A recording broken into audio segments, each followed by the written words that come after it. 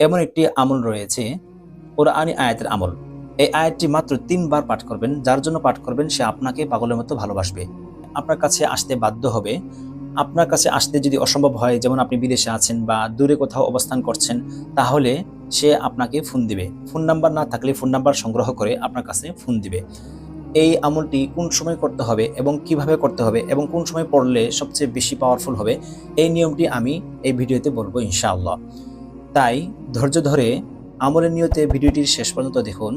নতুন হয়ে থাকলে চ্যানেলটি সাবস্ক্রাইব করে পাশে থাকবেন যাতে আমল ও আদর ভিডিও আপনার কাছে পৌঁছে। প্রিয় দর্শক, কোরআনের আয়াত, হাদিস, আল্লাহ তাআলার নাম, রাসূল সাল্লাল্লাহু আলাইহি ওয়াসাল্লামের নাম, জিকির, আজকার, আমল কখনো আপনাকে ধোঁকা দেবে না। আপনি ইয়াকিন করে বিশ্বাস করে আপনি আমল করবেন, ইনশাআল্লাহ আপনি সাকসেস হবেন। প্রিয় দর্শক, এই আমলের শর্ত হলো যে প্রথমে ৫ ওয়াক্ত নামাজ পড়তে হবে। যিনি ৫ ওয়াক্ত নামাজ পড়বেন তার জন্য এই আমলটি কাজে দেবে। যদি মা বোনরা করেন এই আমলটি, তাদের ক্ষুধা প্রদত্ত রোগ চলাকালীন এই আমলটি করবেন না। এই আমলটি বাদ দিবেন, যখন সুস্থ হয়ে যাবেন তখন আমলটি করবেন। প্রিয় দর্শক, আমলটি হলো যে এক মাগরিব থেকে নিয়ে আরেক মাগরিব পর্যন্ত এই ২৪ ঘন্টার মধ্যে যখন আপনার সুযোগ হবে তখনই আপনি এই আমলটি করতে পারেন।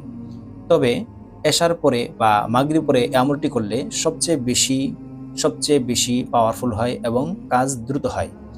তো আপনি এই সময় না পারলে যে কোনো সময় আপনি এই আমলটি করতে পারেন। আপনি যখন এই আমলটি করবেন তখন আমলের শুরু থেকে নিয়ে শেষ পর্যন্ত যার জন্য পাঠ করতেছেন তার ধ্যান নিয়ে আপনি আমলটি করবেন। তাহলে ইনশাল্লাহ আপনার আমল পাওয়ারফুল কাজ করবে।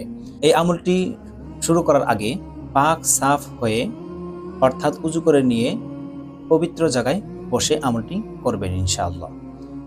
আমলটির শুরুতে প্রথমে ৩ বার ইস্তিগফার পাঠ করতে হবে। আস্তাগফিরুল্লাহ, আস্তাগফিরুল্লাহ, আস্তাগফিরুল্লাহ, এইভাবে ৩ বার ইস্তিগফার পাঠ করবেন। তারপরে দুরুদ ইব্রাহিম, যে দুরুদ ইব্রাহিমটা আমরা নামাজে পড়ি, আল্লাহুম্মা সাল্লি আলা মুহাম্মাদ ওয়া আলা আলি মুহাম্মাদ কামা সাল্লাইতা আলা ইব্রাহিম ওয়া আলা আলি ইব্রাহিম ইন্নাকা হামিদুম মাজিদ।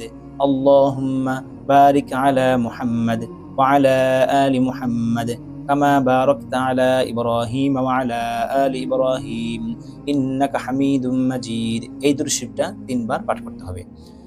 যদি দুরূদ ইব্রাহিম না পারেন তো ছোট ছোট কিছু দুরূদ শরীফ আছে, সাল্লাল্লাহু আলাইহি সাল্লাম, সাল্লাল্লাহু আলা নবিয়িল মুহাম্মদ, সাল্লাল্লাহু আলা নবিয়িল উম্মি, এই সমস্ত ছোট ছোট দুরূদ শরীফও পাঠ করতে পারেন।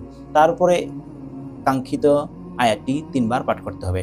এই আয়াতটি সূরা তাহার ৩৯ নম্বর আয়াত। ওয়া আলকাইতু আলাইকা মাহাব্বাতাম মিন্নি, ওয়া আলকাইতু আলাইকা মাহাব্বাতাম মিন্নি, ওয়া আলকাইতু আলাইকা মাহাব্বাতাম মিন্নি। এই আয়াতটি শুদ্ধভাবে ৩ বার পাঠ করতে হবে। এই আয়াতের মধ্যে মাহাব্বা এই শব্দের মধ্যে হা আছে, অর্থাৎ বড় হা আছে। এই জায়গাটাতে হা উচ্চারণ করতে হবে। হার জায়গায় যদি ছোট হা অর্থাৎ হা যদি উচ্চারণ করেন তাহলে অর্থ পরিবর্তন হয়ে যাবে। তাই খুব খেয়াল করে উচ্চারণ করবেন। তারপরে আবার দুরুদ ইব্রাহিম পাঠ করতে হবে, অর্থাৎ যে দুরুদ ইব্রাহিমটা মাত্র পড়লাম। না পারলে যে কোনো দুরূদ শরীফ ৩ বার পাঠ করতে হবে। তারপরে আল্লাহ তাআলার কাছে দোয়া করবেন। আপনি যার জন্য পাঠ করতেছেন সে অবশ্যই আপনাকে পাগলের মতো ভালোবাসবে, আপনার কাছে আসতে বাধ্য হবে, আপনার বশ হয়ে যাবে।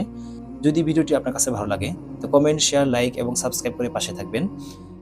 কারণ আপনার একটা শেয়ার অন্য ভাইদের মুসিবত দূর হওয়ার কারণ হতে পারে, আপনার জন্য সদকায়ে জারিয়া হবে।